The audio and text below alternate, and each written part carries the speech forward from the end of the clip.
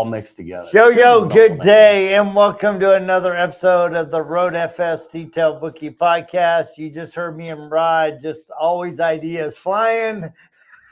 And I obviously so you got the tail end of the conversation. I wore the wrong hat today because apparently it was Black Hat Day, and instead I wore the shiny chrome dome. So yeah, well, I did spike my hair up because of you today, Christy. It is a little spiked. Awesome. You can't see it. You can't see it like you can if I get a good background in there. There's a little bit. I can see it. That's funny. So good morning and welcome, Christy. How are you?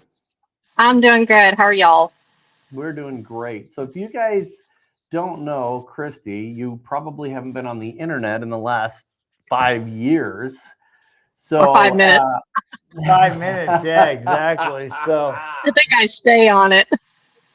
Yep. Well, dude, we are super, super excited to have you. I mean, Rod mentioned your social media, and your social media is nothing but positive messages, motivation, discipline, digging in. Everything you do is just built to uplift, and I love that. So, well, thank you. So let's go to people that anybody that doesn't know who you are and what you do. Okay. Let's talk about you and where you're at and what you do. Okay. So obviously, I am Christy Vest. I'm the sole owner, operator of Liquid Art Detailing. It's located in Decatur, Alabama, and I'm actually from Hartselle, Alabama. I've been in business now for about close to 6 years, and I am a lover of many things. So obviously, I love detailing. I am a type 1 diabetic, so I'm very passionate about health and fitness. I'm very much get after it, go get it. Music lover. I play drums. I do a little bit of everything. I'm probably one of those that is a master of nothing because I have so many loves. And you know what? And I'm okay with it. Yeah. So earlier, and I always ask everybody, if there's anything that's off limits, but one of the things is that Jody and I are both really ADD. So we're all over the place. Just like you. So you're a squirrel too. Okay, so squirrels of a feather, we jump limbs together. Yes, but you are like a level above. You have so many things going on. I mean, you're a detailer, you're a mom squared, you deal with kid athletics, your athletics, you hang out at the beach. You do now. Do you call it body sculpting, bodybuilding? It's figure competing or bikini competing. Yeah. I got fitness competitions. I don't know that it has a true name anymore. Yeah. So you're a detailer, and then do I get this right? You rebuild engines? So I do. I have a bit of a passion for Hondas. I personally have experienced it, with my S2000. We're continuing to work on it. It's a full-blown built engine. I did not do all of that work, but I do a lot of it. I have a wide range of things I guess I can do, from cooking to I do makeup for people. I do engine builds. I do. It's awesome. You name it, I do. But the thing about that is, the thing that I love about it, and the reason I bring up all the different things is because when you have a brain that doesn't want to stop, or like you said, jump from tree to tree, the thing about that is a lot of people get trapped in not finishing things. But that's what I loved about the Honda build, is watching it go from you posting about here's some engine parts to now it's running again, right? And it's like that kind of transition is really, really, I mean, everybody has a dopamine rush when they finish something. But for those of us that have squirrel cage brain, finishing something is an extreme dopamine rush because it's over the top. We finish something. And I have the same passion with cars and engines and building stuff and finishing things. Not so much the working out, but that's Jody. But I think that's awesome that you're doing this. So 6 years with your own shop. Yes. Prior to that, you did some stuff in the detailing industry as well, correct? Yes, a little bit. Sorry, I'm closing this door so I can hear y'all. We got a guy here that says, damn, if a customer goes to another for a full engine detail, they will get very disappointed. Exactly.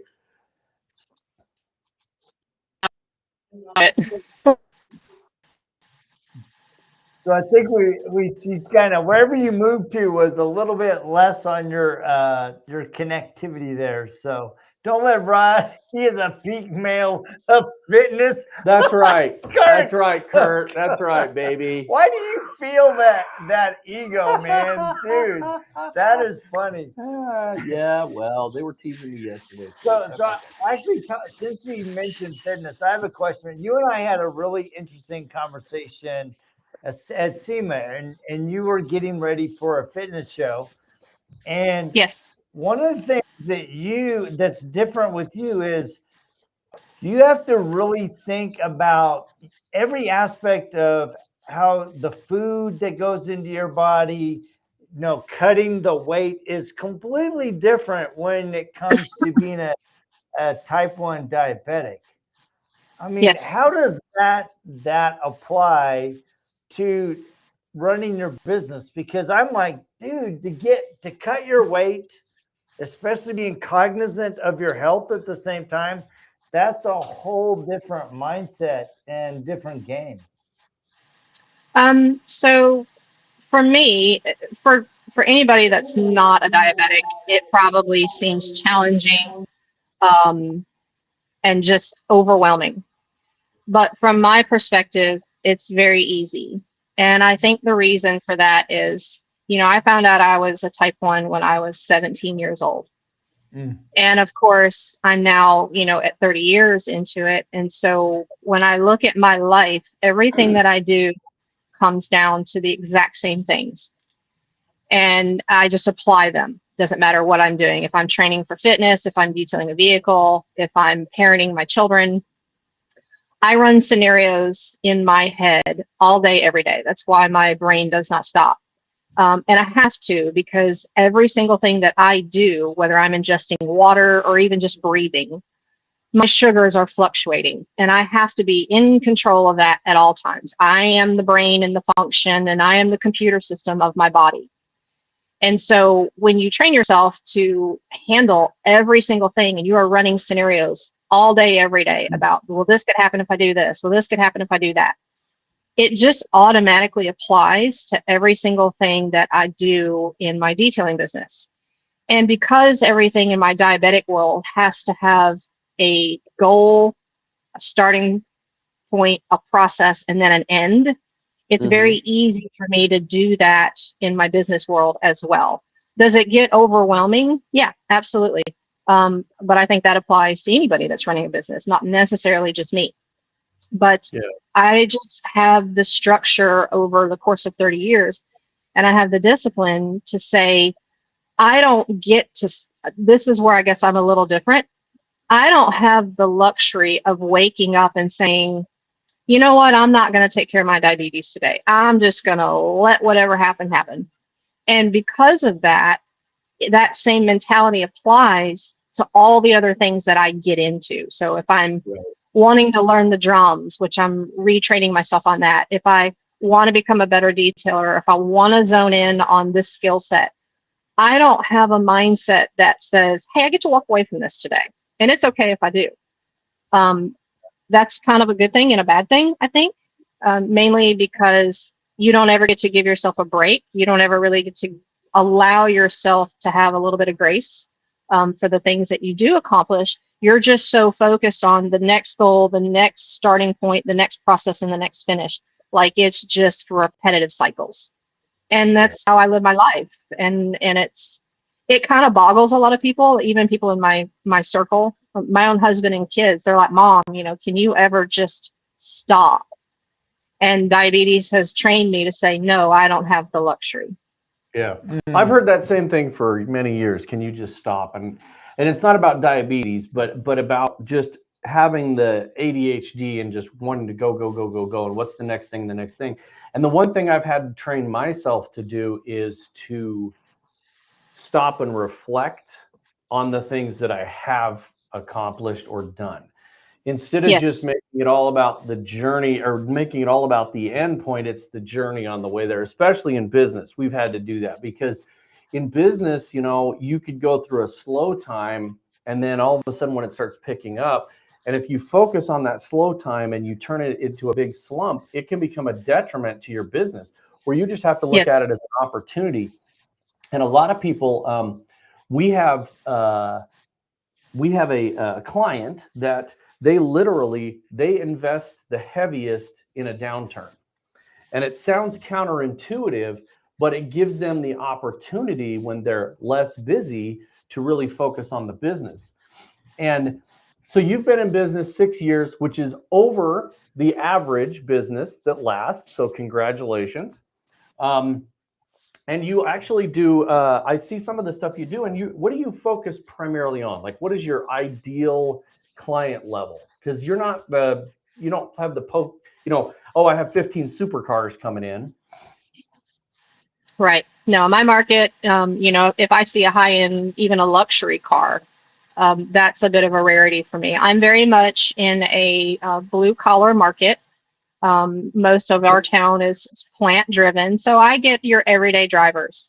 And I would say my primary focuses are three things. It's full details primarily. I don't do a lot of partials or anything like that. I do a lot of transformation details, stuff where cars have sat for a long time. And then corrections and coatings. That's really where my niche is because that's what my market tends to lean towards. Now, I offer a lot of additional services, like window tint and film and things of that nature. But those are not my primary focuses, only because I don't have a lot of clients here that even are interested in that. And if they are, it's minimal things like maybe I just want, my 2 front windows tinted. I try to offer complete packages to people. So if somebody has bought a brand new car and they want full protection, maybe they want the windows tinted and they want a impact zone film job like mirrors and stuff like that. I have now learned enough to be able to offer that to those people. It's just not big yet for for the market that I'm in. Yep. Interesting. I want to address this comment by Hydra Detailing. Hyper focus and dedication are good for business, less good for family and friends. So do you find that to be true? I'm sorry, say that again. I missed part of that. So his comment was hyper focus and dedication are good for business, less good for family and friends. Do you find that true? I really don't have, I guess, a set answer for that about it, whether it be true or false, because I try to look at everything situationally. So instead of my market dictating to me what it needs, I kind of focus on determining what my business is best suited to handle.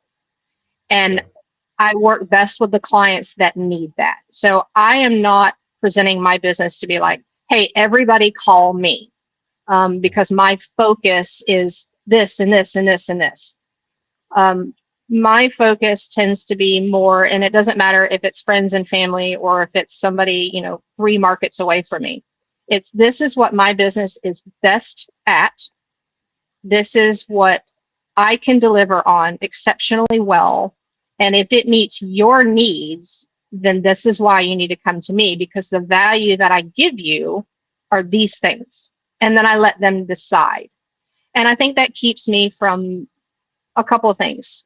Building an overly large business that I can't handle, and getting into things that maybe people want me to focus on that I don't feel comfortable focusing on. So like window tint. That is not my focus. I am not a tint shop. I have no desire to be a tint shop, and I do not market myself to be a tint shop. I market myself to be a package, value-driven company. So if you've bought that new car and you want a one-stop shop, then this is where I focus. And I don't try to present myself to be better at one thing than the other. Like, am I the best detailer, but I'm a really good paint corrector and I'm a phenomenal coating specialist? No, I create the same value for everything that I offer, so one does not override the other. And I think that helps me keep consistent business. I don't get bombarded with people going, oh, I need details. And I get packed with, 10 or 15 of them. And then all of a sudden I get a one-off coding because they heard I was great at it. I want people to see equal value in everything that I do and say, that's the company that I want to go with, because even if I'm going in for a coding, I got another car sitting in the garage that I also need detailed. So that's kind of how I handle those situations. I don't really try to hyper focus on anything specific. Yeah, I love that. I love that comment, and I love your response, right? Because what you focus on gets your attention and what thrives. And I think underlying his question is he's asking, how do I balance between my building my business and building my family? And what I've done, and what Rod's done very intentionally, and his wife kind of forced him to do it, is, dude, when I'm at work, I'm all in. I'm present. I'm digging in. I'm hyper focused. But when I'm with my kids or when I'm with my wife, I'm hyper focused on them. And I give them all of me, not just part of me. And yes, there are those occasions where the phone rings and somebody needs my attention. That's just part of being an entrepreneur. But I think a lot of times people struggle so much with building their business that they neglect other aspects of their life and they don't focus on those. And then all of a sudden they wake up one day and they're like, well, I have a great business, but I'm all alone. Yeah. I think that's natural for most people, especially when you're starting a business, because it's exciting. It's new. You're proud of something that you never really thought you could do or achieve. And then you start seeing it evolve and you become consumed with that happiness that it's giving you. For me, and maybe it's because of the way that my life has always been structured. So, and of course, I do think it's different for men and women, being a mom. So not saying that dads don't or can't be involved in their families. They absolutely are, to a very high degree. I do think the perception about the role that they play can play a little bit of a factor in that. So from my point of view, when I start my business, my goal was to be successful. That did not mean it came at the expense of my family. That was my number one priority. How do I be successful? How do I start a business? How do I grow it and maintain it and become proud of it while not leaving my family feeling as if they're playing second to something that they see mom is very happy with? And so in order for me to balance that, it's kind of this, there again, I approach it like I approach diabetes. So if I want to drink this Mountain Dew, obviously that is bad for my sugar. I know it is. I know it's going to hurt me. I know it's going to affect me in ways that it's not supposed to. So in order for me to have it, I have to incorporate it the right way. I have to know when to do it. I have to know when not to. I have to look at my sugars. I have to make sure I dial in my numbers correctly. And then I can enjoy that Mountain Dew with no problem. And I treat my business the same way. It is kind of my Mountain Dew. So my family is my body. That is my number one thing, always. It doesn't matter, because if I have to turn down a coding for the sake of my family, I have full faith that, God has instilled in me that something else is going to come around. So I trust in that process. My family comes first. I don't neglect their needs. Do I prioritize them a little bit? Sure. I think that's natural, because you don't want to leave your business astray. But at the same time, I look at it and I say, okay, my family needs me. I'm a mom first and foremost. That was created before this business ever existed. My goal is to build the business so I can maintain and sustain a lifestyle that my family and I can enjoy, but I won't succumb to choosing it over and above my family. My family will always come first, and the business will still be here. I don't ever really fully believe that your business is going to be left hanging or go south if you don't choose your family. It's just making sure you choose when and when not to put the business first. Yep, absolutely. And I think that's, Drop the mic. That is exactly what people have to do. And I think that's a healthy way to explain balance. And that it's easy to get consumed in success because it makes us feel good. We're proud of it. We're thriving under the fact that we have created something that a lot of people look at us and think, well, you'll never be successful at that. And when we see those things happening, I think it's natural for us to just gravitate to what we know we've built and we became really good at. And we did it alone more often than not. You know, your family might be a little different because that dynamic a lot of times includes a husband and a wife.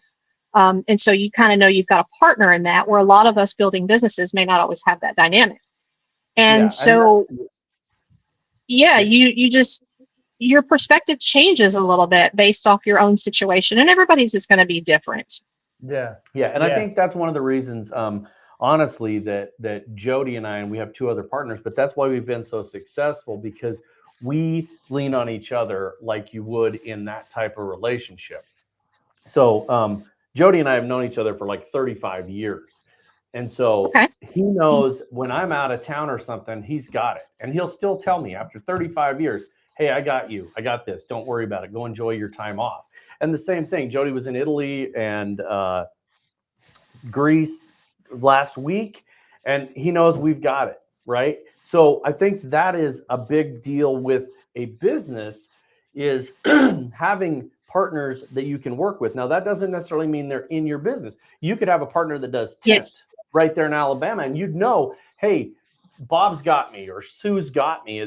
When I'm gone, hey, I'm going to send this client over to you. They just want the front windows of their Jeep to match the back windows, and you know they've got you. So I think partnerships, whether that's in business and in family, you have to know that they've got your back. And that is that's part of the hardest part, is getting good partners. A lot of people end up getting into the wrong partnerships, but when you do get into the right partnerships, just like your family, you have to value that, and you have to nurture it, and you have to be an equal partner in that. And it can give you so much freedom. It can give you so much freedom. And I want to answer this question.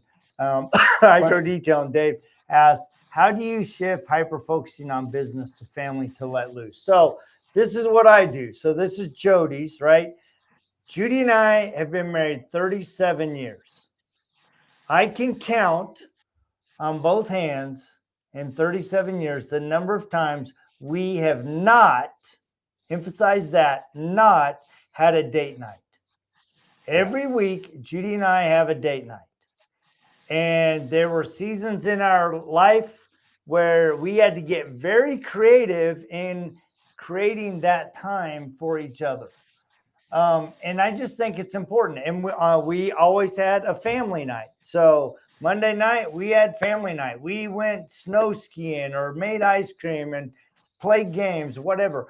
And it's just setting aside key time for your family, your loved one, your boyfriend, your girlfriend, your wife, whatever, and being 100% focused in that moment. And Judy and I always set time to do a little escape, like we went to Italy and Greece. And dude, when we had no money, we just got creative. I mean, some nights it was Netflix, chocolate chip cookies, and ice cream, right? It was raiding the quarter jar to go scramble for a little treat, right? And it's being intentional and purposeful with those times. Right. And I think the thing is, go for it. I think you can get really creative even within your own business. Yes. Oh, yeah. Just to kind of coincide with what you said, when you have no money, and let's face it, a lot of detailers starting off, that's a very consistent dynamic because it's hard. Right. So how do you do that when you feel like, well, if I don't do this detail, or if it's pushing me late, you find ways to think, I got to do this because I need the income, but I want to be there for my family and I don't want to miss date night. And I have been in those situations, and my husband has an extremely good job. So a lot of our income, is on him. However, that doesn't take away and it doesn't excuse the ability to spend time with your family. So I have done dynamics where I have gone to, and I still have it. I think I can kind of show you the wall. So that wall back there in front of my S2000, it's probably about 20-foot wide wall. I went to Lowe's and I literally bought a white canvas tarp. Probably cost me, $40. I got on Amazon and I bought just a cheap projector. And I bring my kids up here and I'm like, hey, I really have to get this coating done, unfortunately. However, we'll do movie night right here in the shop. And I'm still fully engaged with them right in the face of my business at the time I need it most. And I'm, I'm in right there with them. And they loved it because I got to spend time with them, but they also got to see what's going on in my world, which is something they want to know.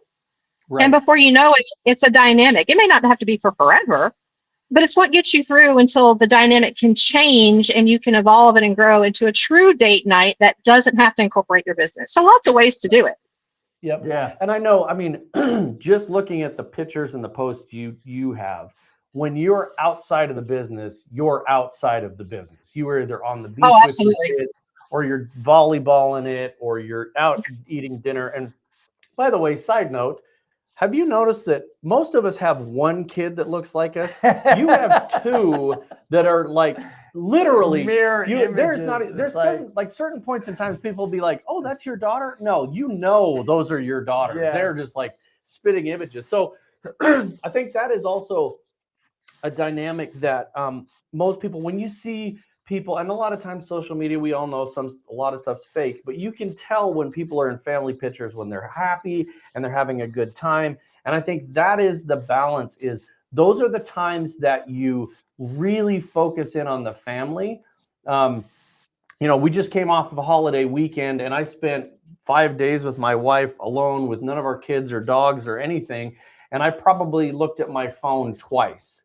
The whole time, which is very rare for business owners, but I know that we have a good team and I know that we're going to take care of it. In fact, my kids were texting me because of, oh, when are you guys coming home? And I just was like, I'm not even answering.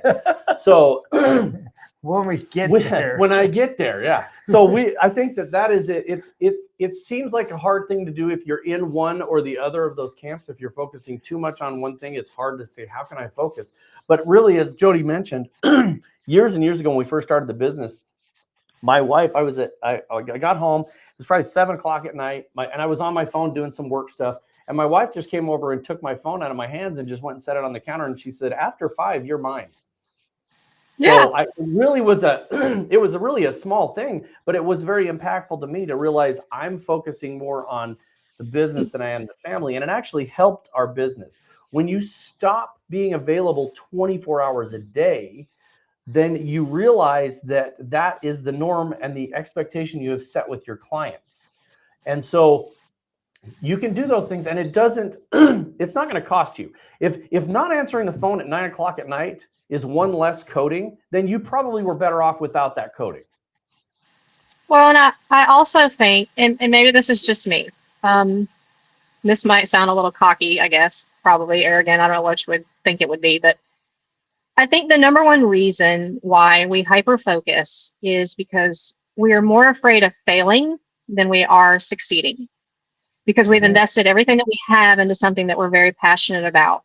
And for many, that may be the only thing that they have that they feel very comfortable and confident that they're great at.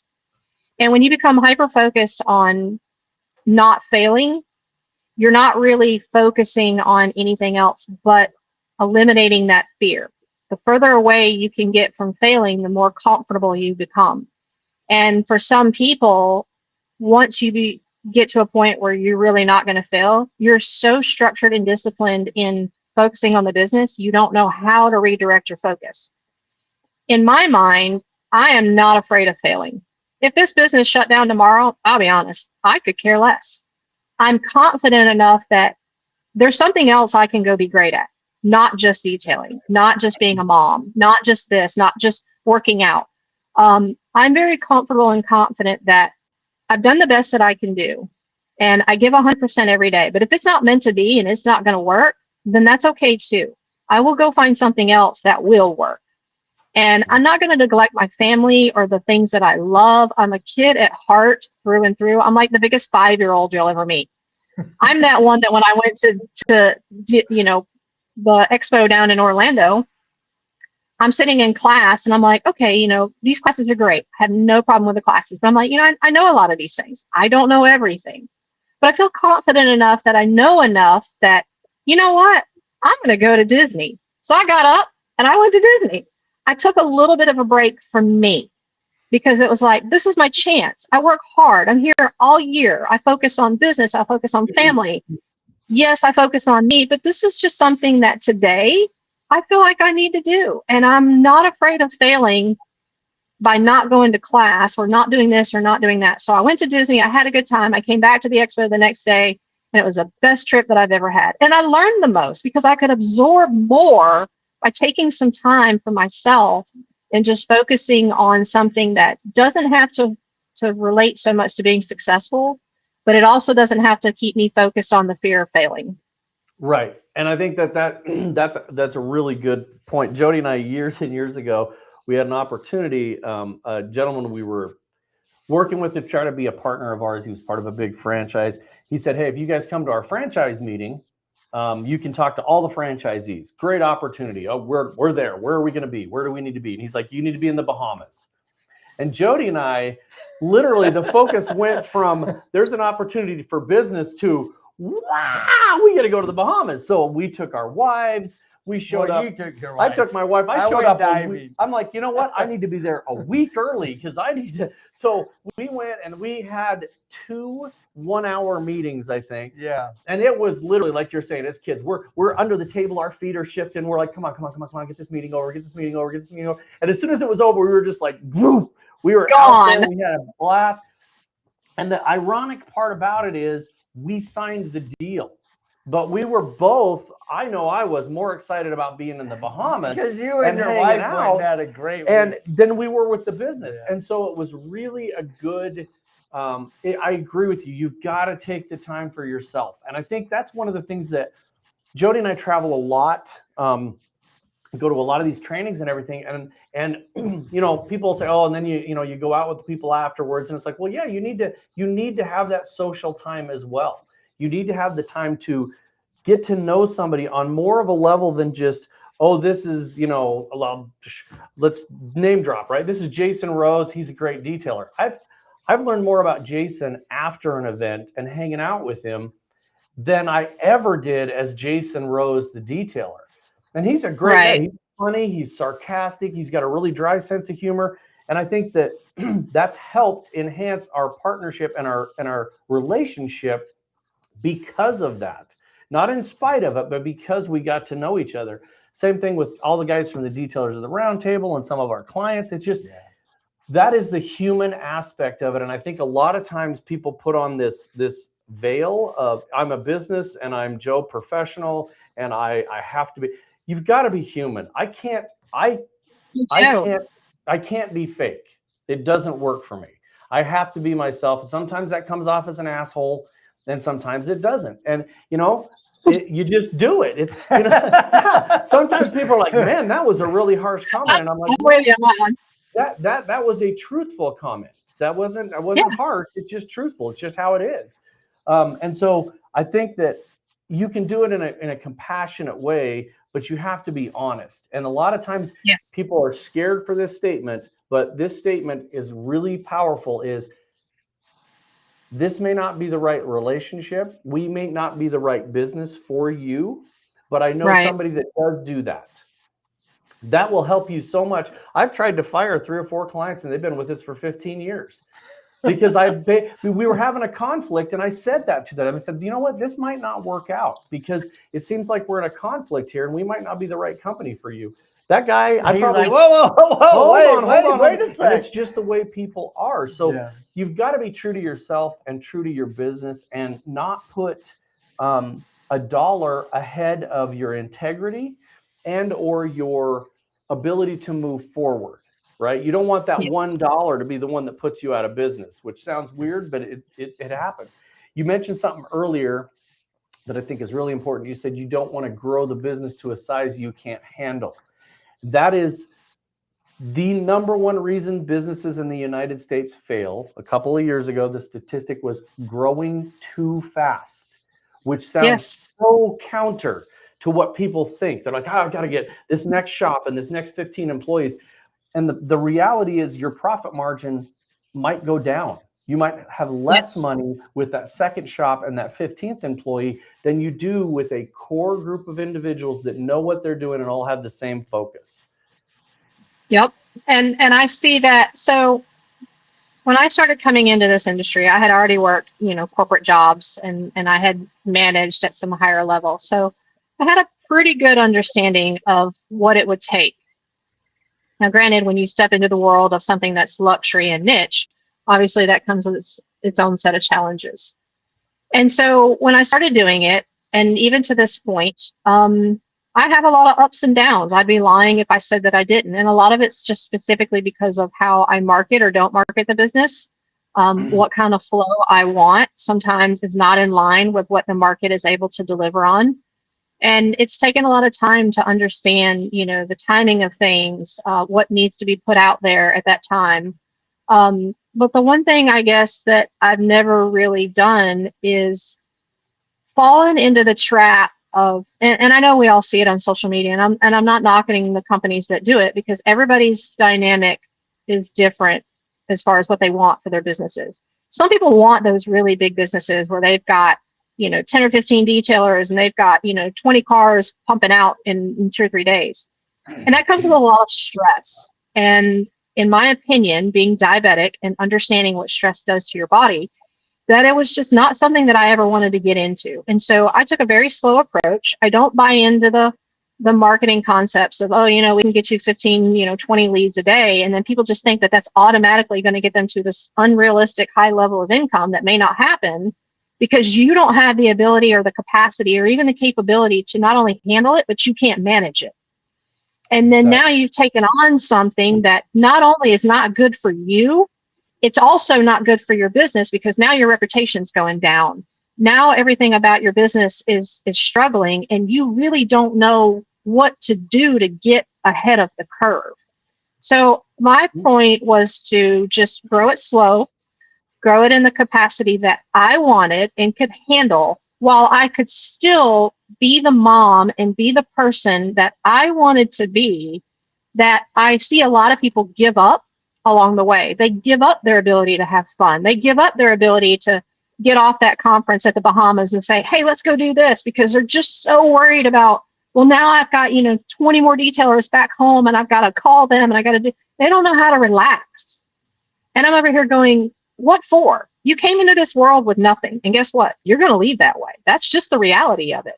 And so you better wrap your head around that you've got a whole other thing of, or not so a whole other thing. You have a whole nother world that loves you. It's called a family. Mm-hmm. It's called friends. It's called partners. Those people are bought into you as a person. And to me, that is my biggest priority. I'm not going to leave those people astray for anything, especially not $1. And that comes at a price. It comes at a price. I'm never going to be that $1 million business. And I am perfectly okay with that. I want a good life. I don't want the biggest life. And that's what every detailer, in my opinion, needs to have a conversation with themselves first. What do you want? And what can you handle? And don't take on any more than that, or you're going to find yourself miserable.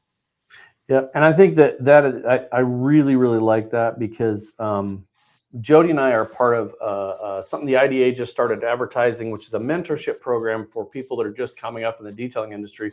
And we're talking about all those business things, everything about businesses, from financing to accounting to tracking your numbers to scheduling, everything. It's just the whole gamut.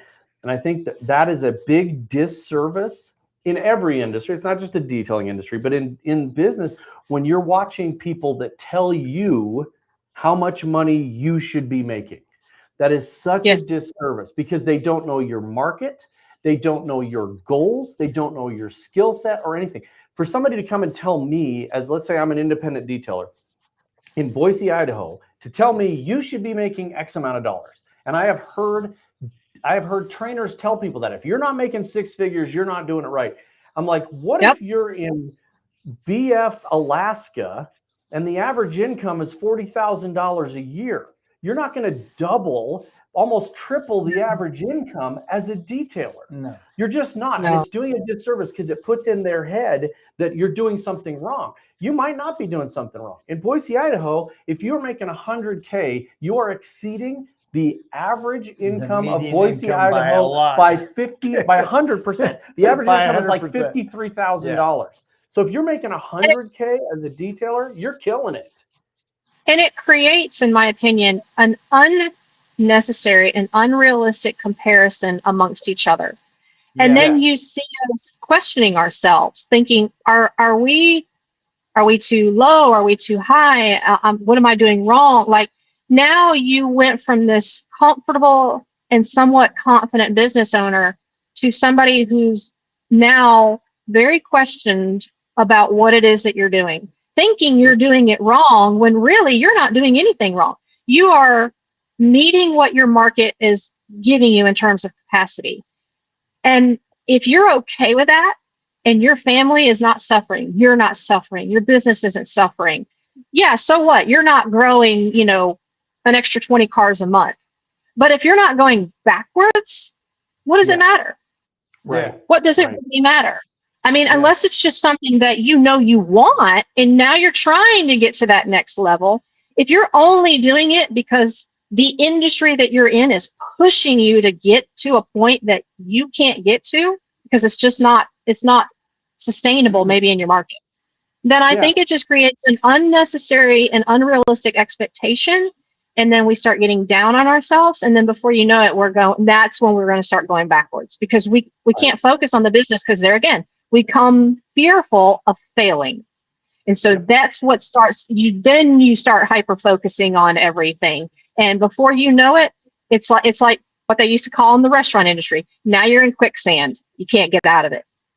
Yeah, and that I think that is one of the biggest problems. I see these posts all the time. People say, "What's the biggest problem in detailing today?" And people say, "Oh, the infighting or this and that." I think it's the unrealistic expectations of somebody starting out, because they watch these so-called experts that tell them they should be making X amount of dollars and doing all this stuff, and they kill themselves to get there. They're like, okay, so I bought the transit van and I have it fully wrapped and I've done all the stuff and I've got the shop, but I'm only bringing in about 2 cars a week. What am I going to do? And you're like, okay, you went around it the wrong way. You started out doing stuff that somebody that makes that income does, right? It's like if I want a Ferrari, if my big goal, Jody's had, if my big goal is to have a Ferrari, and the first thing I do is I go and look for a Ferrari before I figure out how I'm going to get the money to pay for it, you're going the wrong direction. Right. You've got to start by assessing yourself, where you're at, your market, and what you want out of it. And social media, in my opinion, when people ask that question, I'm like, y'all, I see it a lot. What's the biggest hurdle that you have in social media? Yeah. And the first thing I want to say is all of the forums, all of y'all are the biggest hurdle in detailing, because it worked differently for every single one of us. And now we're throwing out all these things, and the person that's asking the question still doesn't know which way to go, because they don't know the basics of what it is that they need to do to accomplish maybe the one goal that they've got. They don't even know what their market needs. They don't know what their market can sustain. They don't even know what they're good at yet. So figure out that stuff first, and then kind of go from there. Now you can dive into everybody else's business and kind of push and pull things around that. You can pull different things from each thing and say, all right, I can compile all this and make one good plan for myself. Yeah. But if you don't know for your own self what you have to have in order to feel successful and be successful, you're just going to wander around, aimlessly thinking, well, I'm not doing this, so now I'm going to try this. Well, that's not working. So now you're lost. You never built a foundation to begin with, and then you're going to struggle from the get-go because of it. Yep. And social media, I think, is the biggest turnoff when it comes to that. Find somebody to kind of mentor behind. And it doesn't have to be in detailing. It can just be somebody who is successful. It can be 4 or 5 people. Maybe one's really good at being financially successful. One is really good at being family successful. One is really good at being faith successful. You can find all these things and utilize your resources and come up with what you're most comfortable with, and just stick to it. Everything happens with time, not because you just, made it happen overnight. Some people get lucky, but that's not the reality for most of us. Nope. And Nathan, I want to comment on Nathan's comment. That's why I keep it basic in trainings. And I'll tell you, knowing Nathan Warren for a number of years, through his whole evolution as a business owner, I have never, ever heard Nathan tell somebody else what their business should be doing.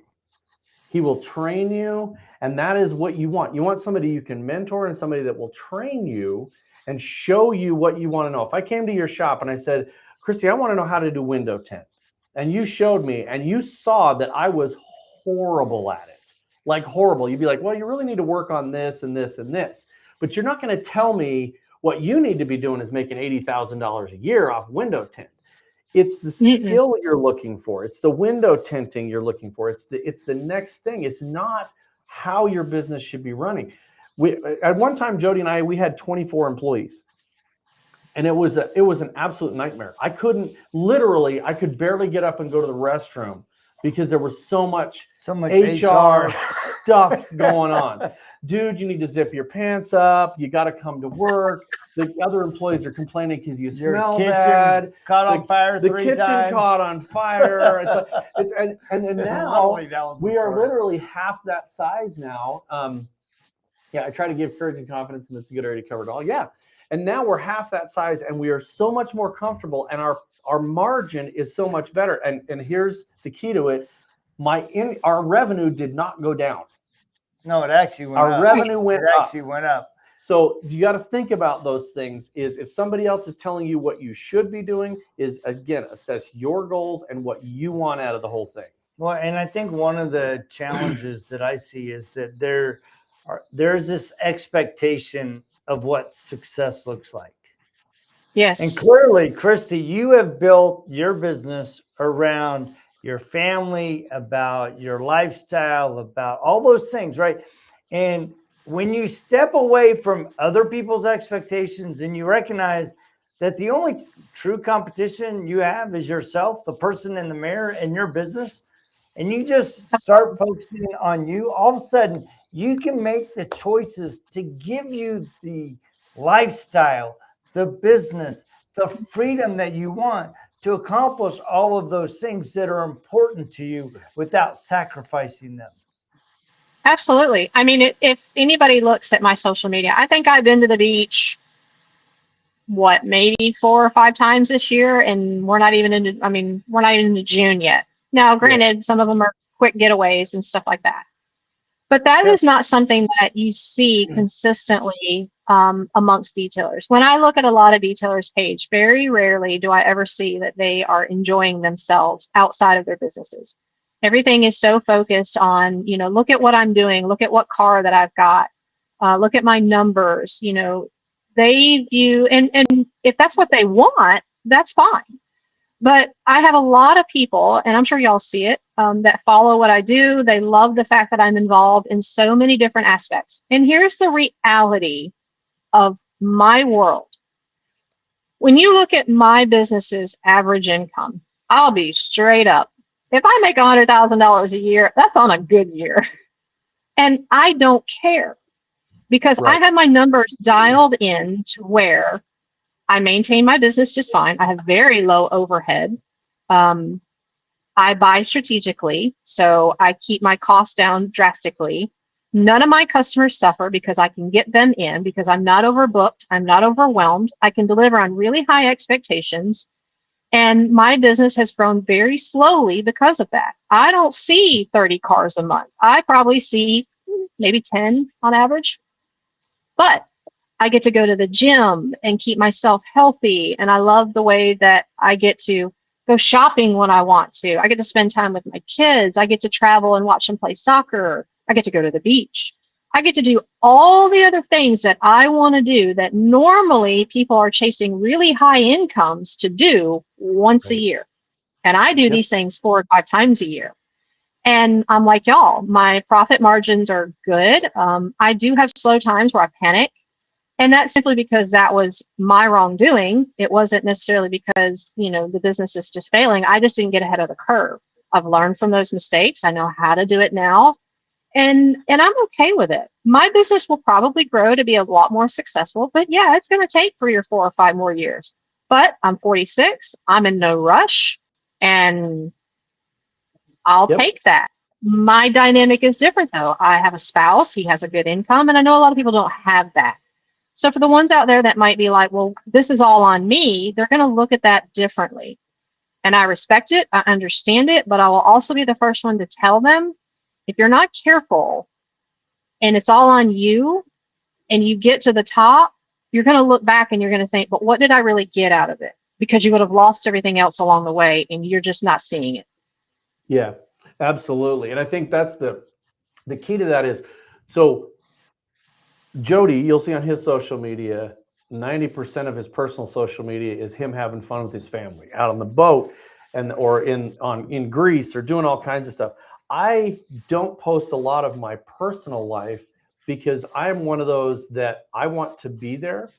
So for instance, I've got 3 kids and one of them was like one of your daughters, soccer for 10 years, club soccer, traveling every weekend. I didn't post that stuff because I'm in the moment. I don't even like to take pictures of it. My wife's taking pictures of it all the time. I want to watch it. I want to be there. I want to experience that. And that's what happens with Jody and I. We'll go to an event. Jody's taking pictures all over the place. He says, did you get any pictures of that training? And I'm like, no, I was involved. I was up to my arms in compound and, doing things. And so I have to consciously tell myself I need to get some pictures of this event because we're going to want to post it somewhere. So I think that that is one of those things that it's a lot of self-assessment, right? So in business, we always talk about, well, what can we do? What's the accounting? What's this? A lot of it's self-assessment. What do I want? What do I get out of this? My wife's been very successful. She's in the corporate world as well. And she has always had this saying to everyone, no matter whether it was bosses or employees that she's had. She said, look, tomorrow we could all be digging ditches together.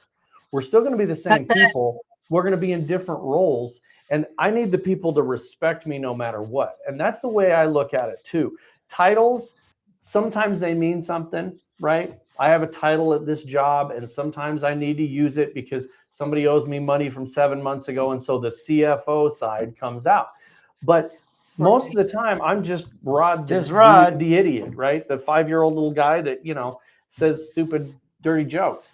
But I think that is the thing is, what do you want out of it? And if you can get out of it what you want, that's the hardest part is figuring out what you want. Don't listen to other people. Because we want it all. Yeah, because everybody thinks we want the success. We want the family. We want the vacations. We want the nice cars. We've gotten into a society because social media presents most people to be what they aren't. And I guess that's why I'm so transparent on my social media. Like, what you see is exactly what I am. I'm a winner. I'm a failure. I'm a competitor. I'm lazy. I'm all of the above. And if you're looking at everybody else's dynamic and you find that you're going to compare you to them, you're already losing because you're never going to be them. You can never be them because you aren't them. You're you. Right. So find out for you what you want and be realistic about it. We can dream till the cows come home, but you kind of have to step into reality and say, all right, this dream is a goal. It's a long term. This is what I want right now. That's achievable and sustainable, and that will make me happy. Yes. Yeah, and I think one of the important things is to recognize that you can either compare and despair, or you can compare and be inspired. Yeah, right? Absolutely. And, dude, I mean, it's like I watch all of your fitness stuff. I mean, Rod, Judy and I work out every day, but I watch your stuff and I'm like, I'm inspired. I watch your business. I watch you taking trips on the beach and I'm inspired, right? I don't get down on myself. And I think a lot of detailers, a lot of business owners, they get down on themselves because they're comparing your life. They're comparing your chapter 6 to their chapter 1, or mine and Rod's chapter 17 to somebody else's chapter 3, right? Yeah. And it's like recognizing that there is a journey in building your business. There's a journey in building your life. And man, if you can just focus on trying to build success around the core values that are important to you, man, the journey becomes so much more rich. It becomes so much more joyful. And you're not sitting there grumbling, how come I'm not here already? It's and I think that a lot of times we're very competitive. We're very competitive as an industry. And don't get me wrong, athlete my whole life, still am today. Being competitive is great, but it's also very tasking on you mentally, because that would be like me trying to start a podcast company right now and looking at the fact that y'all have been doing this for quite some time. You know, every in and out, you have resources, you have a dynamic that works, that the industry loves. And here I would be coming in going, well, I want to get to that right now. And you can't do that. That's very unrealistic from my perspective, to think that I can duplicate what y'all have built over time. And we just have this perception as detailers. And I think a lot of it comes down, that's why we're detailers. We can immediately take a car that looks bad, and within a day, we can make it look phenomenal. And I think we try to apply that mentality to everything that we do. And we don't stop and think, man, that took them 15, 20 years. You can't duplicate that. And so now you just get down on yourself, because there again, you're thinking, well, if they did it, so can I. And I can do it better. And I can do this and I can do that. When the reality of it is that wasn't really something that you loved to begin with. You just thought that you could get better at it and you could gain from it in some way, without really taking a step back and looking at, did you even belong in that side of the world anyway? Probably not. Oh yeah. I love that. And here's one that this really pisses off some people. I've said this to even some of the guys in our company, it pisses them off. But anybody that sees this podcast, I would venture to say that none of you are going to be multimillionaires. And that may piss you off, because I think a lot of people think, they go, I'm going to start a business, I'm going to work really hard, then the magic happens and I'm going to get $20 million. You're not. Yep. You're not going to get $20 million. The majority of people in the entire world won't get that much. Here's another one that'll piss you off. I am very, very, very blessed. I'm super lucky. I have driven and played with most of the cars people want. Okay, I've driven Ferraris on an autocross course. And here's one that'll piss you off if you're a Ferrari lover. I would rather have a Corvette than a Ferrari. I can buy three or four Corvettes than a Ferrari. I drove a Ferrari F430 on an autocross course, and the guy that was sitting next to me is a professional driver. He has a Corvette. And the Ferrari was phenomenal. It was fun to drive. It was an exhilarating thing. All the cars I've driven have been fun. But the Ferrari wasn't as fun as a Corvette. A Corvette will throw you in the back of the seat, and the Ferrari, the back seat is an engine. It's behind your head, and it's hotter than hell. So there's so many things that people think they want that I know I'm super lucky, again, that I've got an opportunity to do some of those things, but it's not the be all end all. And I think that people need to realize that we've gotten to detail some unbelievable things that people will never get their hands on. Some of the funnest stuff was not the Ferrari or the Lambo. I get sick of looking at those because they're all the same. A helicopter. We got to detail a freaking helicopter. It was unreal fun. I got to detail Steve McQueen's personal Jaguar. Huge highlight of my life to get to do that. It was crap. The paint was crap. The car's old, but it was super awesome. And I think people need to look at it. And I've said this a million times. People that are fans of the podcast are going to go, oh God, he's going to say it again. If you're going to be the mom minivan detailer, or be the best mom minivan detailer you can do. When I was a mechanic years ago, it was the brakes on a Honda. I could make more money on the brakes on a Honda than I ever could working on a Ferrari. Because on the Ferrari, there's so many expectations. Man, on the brakes on a Honda, it's like, hey, the Accord's out of brake. Slap the brakes on in an hour and a half, and you are making 50% margin on that. So your return is much higher. Yeah, exactly. Yeah, so look at those things, realize, and I know you're a Detail Bookie user, and a lot of people don't look at those packages and look at the reports.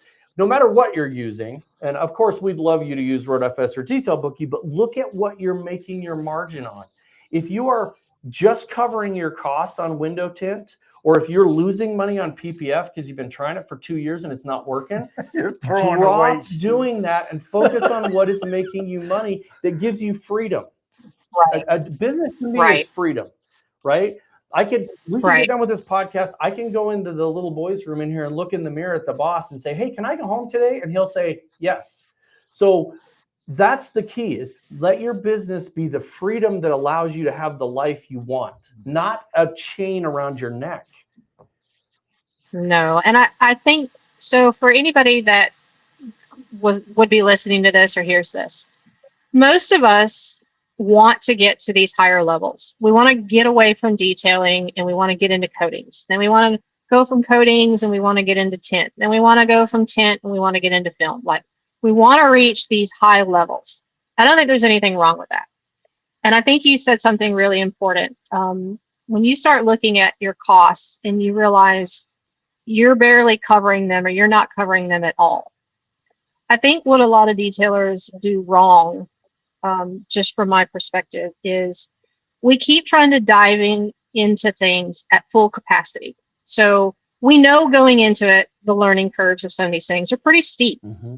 And so we think, all right, I'm about to invest $20,000 into my business to learn window tint, and it's about to cost me $50,000 or $75,000 to learn film over the course of, let's say, a year for tint, 2 years for film, just to be decent at it. And we push for that. And that's really risky for some of us because our markets are already, questionable about even being able to sustain any of those add-on services that you're trying to bring in. So it's a bit risky. And I knew that going into it with my market. So when I brought in window tint, I was like, you know what? I'm going to do this on a as I can basis. I'm not going to force this and go into debt or create an unnecessary risk just to turn around and try to get an instant return on my investment, maybe a little bit faster. Because now I'm trying to balance between still having the life that I want, keeping the business successful, learning something that's got a substantial learning curve for some people, while not breaking the bank of my business. Yep. So for me, window tint has been kind of a 3-year learning curve. And I still don't consider myself like phenomenal at it. I can do it. I can do it well. I replace what is necessary when I run out of supply, but I'm not going to turn around and say, all right, I did 4 or 5 window tint jobs. Now I'm going to go stack up, 6 months worth of window tint. Right. I just don't do that. And it's simply because I would rather not invest that way. I'd rather step back, look at my business, maybe go another route, because there again, coatings and things like that are still my niche. Mm-hmm. And if something comes around where it's just a one-off big job, like I think I had a Corvette come through in January and it was a full wrap. So, it was like a $10,000 job. It was a very unusual situation. At that point, I could look at that and say, okay, now I really have the income to say, now I'm going to stock up a little bit on these things and I'm going to be prepared and I'm going to market for that because I do want a return on that investment versus just jumping in there. Yeah. And getting credit cards and doing all of this stuff to say, okay, I did the training, I got the plotter, I got 6 months worth of tint. Now I can practice. Now I can screw up. Now I can get back down to no tint. I still don't have any income. And now how am I going to replenish that? Yeah, that becomes an overwhelming situation that people just don't really look at. And I think for some, it's the wrong way to go. Maybe not for everybody, but for some. Yeah, and I heard a really good advice on PPF because it's really the same way. It's super expensive to get into and you're going to mess up a lot. And what I heard a guy say was, he's like, start by doing door cups, headlights, and a few things like that and offer those services because the investment of a screw up on a door cup is a lot less than a full PPF on and I'll tell you what, I watched a guy pull the PPF off of a Porsche GT3 and rip about 6 inches of paint off of it. And you want to talk about an investment. You just painted a Ferrari GT or a Porsche GT3, and that's a lot of money. So that's good. Go into these things with a clear head and not an expectation of happening overnight. And you know what? This is crazy. This is one of our longest podcasts, but the most interesting. We could probably keep talking to you for hours because it's just phenomenal. And I think I first off, I want to congratulate you just on your life because you do so many things and you seem to do them very well.